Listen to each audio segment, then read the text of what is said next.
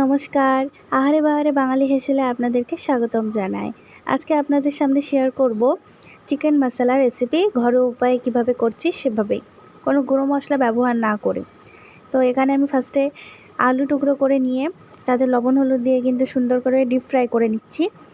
এরপরে এই তেলের মধ্যে আমি জিরে এবং দুটো শুকনো লঙ্কা এবং কয়েকটি তেজপাতা দিয়ে সুন্দরভাবে এটা ফ্রাই করে নিয়ে তার মধ্যে কিন্তু আমি পেঁয়াজ কুচিগুলো দিয়ে দিচ্ছি।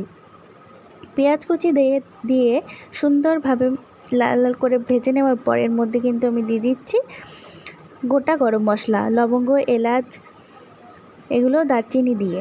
তারপরে আমি ওই রসুন বাটা, আদা জিরে বাটা এগুলো সব দিয়ে মশলা কষিয়ে নিয়ে এর মধ্যে আমি ওই ম্যারিনেট করে রাখা মাংসগুলো, যেমন আমি এর মধ্যে লবণ হলুদ আর একটু লেবু রস দিয়েছি, একটু টক টক আসবে, আর অল্প করে রাখা এর মধ্যে টমেটো পেস্ট আর ওই কাঁচা লঙ্কা, গোটা কাঁচা লঙ্কা একটু থেতো করে নিয়ে দিয়েছি। বাস এভাবেই আমি এটা সুন্দরভাবে কষিয়ে নেব, যতক্ষণ না এটা তেল ছাড়ছে ততক্ষণ এভাবে সুন্দরভাবে আমি কষিয়ে নেব। যেহেতু এটা চিকেন মশলা, তো এতে কিন্তু কোনো রকম জল থাকবে না।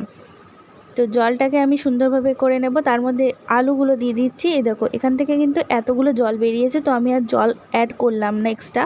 তারপরে দেখো দেখতে এরকম হয়েছে। ঠিক তোমরাও বাড়িতে এভাবে বানাও। চিকেন মশলা কেমন হয়েছে অবশ্যই কমেন্ট করে জানিও আমাকে।